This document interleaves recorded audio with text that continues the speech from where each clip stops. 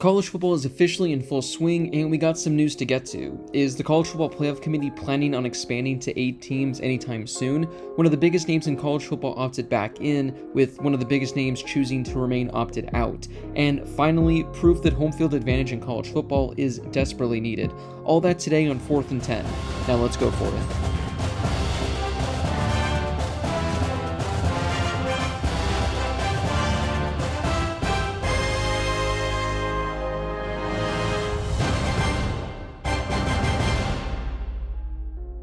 As of right now, the college football playoff is still going to remain at 4 teams. However, there were some discussions this week to potentially expand it.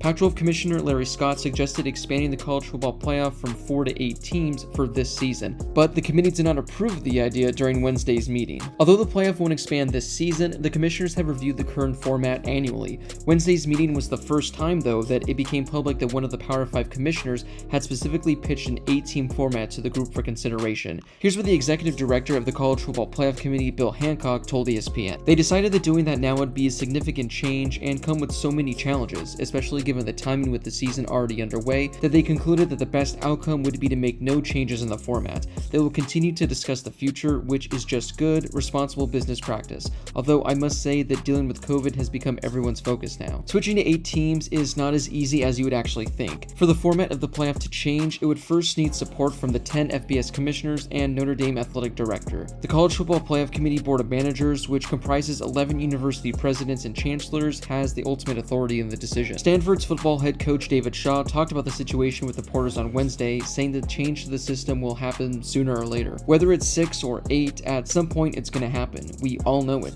We all believe it. We're just going to do it very, very slowly and methodically, but it's the only thing that makes sense. The only thing that should matter is, did you fight really, really hard your entire season to win your conference? If you did, you should get a ticket to the dance. Now, outside of those 5, now who deserves it? You have to look at independents. You have to look at number 2s in some of those conferences. Look at the roads they traveled. That's the only thing that truly makes sense, and I believe eventually we will get there. Whether it's 6 or 8 teams, I think eventually it'll happen. Here's what Larry Scott told ESPN. In light of the pandemic and the varied schedules and reduced number of games, including no non-conference games for most teams, the committee will have to evaluate. I felt it was our responsibility and important to consider an expanded playoff that would include more teams and automatic qualifiers who are conference champions this year. The commissioners on Wednesday also shared best practices for dealing with the coronavirus pandemic during their meeting, but did not make any changes to the protocol for determining the top 4 teams in the country. They trust the judgment of the 13 experts on the committee to make the best decisions, understanding how much more difficult 2020 will be, Hancock said. Now, if you've listened to my podcast over the years, you would know where I stand on the college football playoff. I think 4 teams is not enough.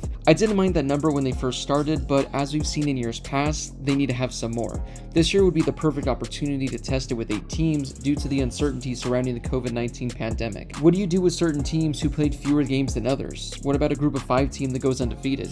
I think this year choosing the 4 teams is going to be an absolute mess, and there will definitely be a lot of controversy surrounding it. Moving forward, I'd like to see the playoff expand to 6 teams with the top 2 teams getting a bye, and then eventually move it to 8 teams. Overall, I think that would be the most fair and would add more excitement to the playoff.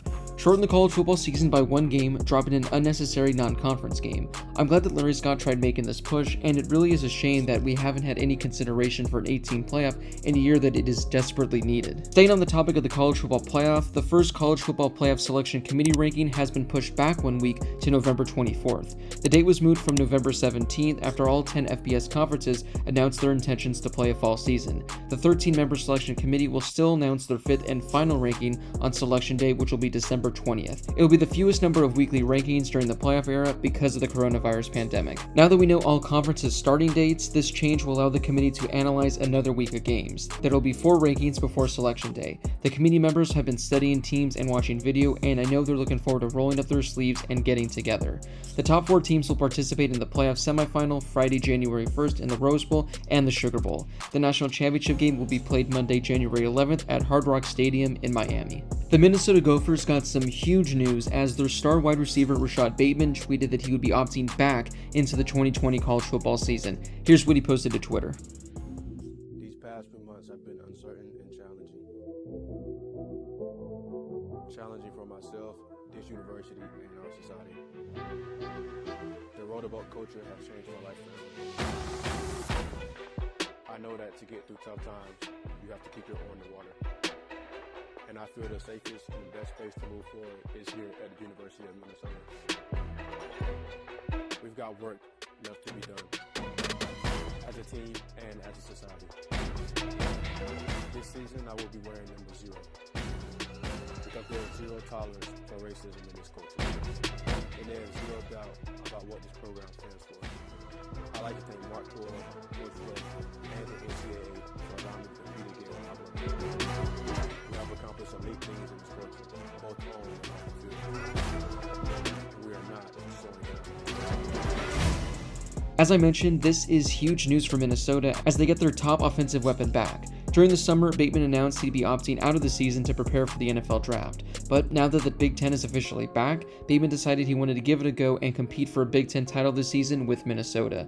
Bateman is arguably one of the best receivers in the nation and will likely be a first-round pick in next year's draft. In 13 games last season, he got 60 passes for 1,200 yards and 11 touchdowns. Speaking of players opting back in, Penn State linebacker Micah Parsons will not be opting back into the 2020 college football season. After a few weeks of speculation in the wake of news that the Big Ten would be restarting in October, according to head coach James Franklin, Parsons will be sitting out of the season as he continues to prepare for the NFL draft. Parsons also won't be returning due to the safety of his son. James Franklin had previously said that the door was still open for Parsons should he choose to return, but now it's official. It's likely that Parsons will be the first linebacker taken in next year's draft, and very well could be the first defensive player taken as well. Parsons, who was a first-team All-American as a true sophomore in just his first year as a starter in 2019, racked up quite the numbers during his time at Penn State. In just 2 seasons, he totaled 191 tackles, 18 tackles for loss, 6.5 sacks, 5 passes defended, and 6 forced fumbles. Finally, though this shouldn't come as much of a surprise, home field advantage has not been strong in 2020 so far for college football. 4 weeks into the season, home teams are winning only 59.5% of their games. If that number holds, it would mark the worst winning percentage by home teams since 2005. In 2016, the Omaha World Herald called home field advantage in college football's biggest myth.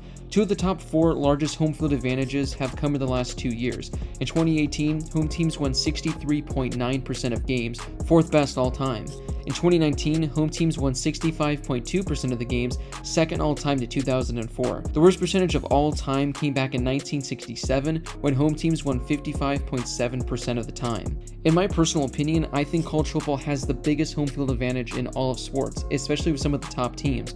We've seen how it's nearly impossible to win in certain places, and that's all because of the fans and the atmosphere. It's going to take a lot for this number to drop 4%, but again, I wouldn't be surprised if this number competes for the worst of all time. Well, that wraps up today's episode of 4th and 10. What are your thoughts on the topics I discussed today? Drop a comment down below and I'll make sure to interact and talk about your thoughts with you guys. If you haven't already, make sure to click that subscribe button if you love college football and turn on those notifications so you never miss a video. If you could also give this video a thumbs up, I would greatly appreciate it, as it really helps the video out and it really helps the channel grow as well. As always, thank you guys so much for watching, and I'll see you all in my next video.